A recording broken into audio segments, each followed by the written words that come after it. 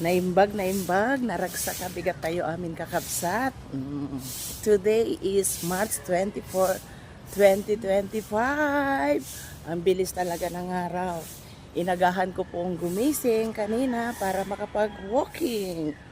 Siyempre, kailangan natin tulungan ang ating sarili upang ang ating kalusugan ay bubuti. Kumusta naman po kayo ngayong araw ng Lunes?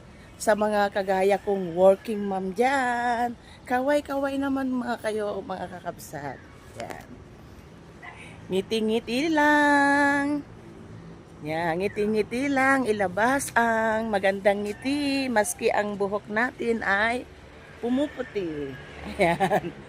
At maski ang ipin natin ay bungi. Kagaya ko, may bungi akong isa doon sa dulo. Ngumiti lang. Kasi ang ngiti ay pamhawi ng nararamdamang mga dulot ng dalamhati.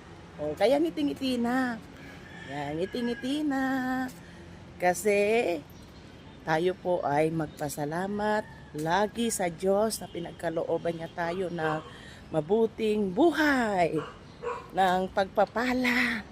Kasi nagising po tayo ngayong umaga na masigla, malakas, at nasilayan pa rin natin ang araw ng Lunes. O, di po ba? Lagi po nating tatandaan mga kakabsat, mga kapatid, na hindi lahat ng tao ay nagigising pagkatulog. Kaya napakalaking biyaya kapag nagigising pa tayo, nasisilayan pa natin ang panigagong umaga. So, ngumiti na po tayo. Salamat po sa inyong suporta. God bless everyone. Bye!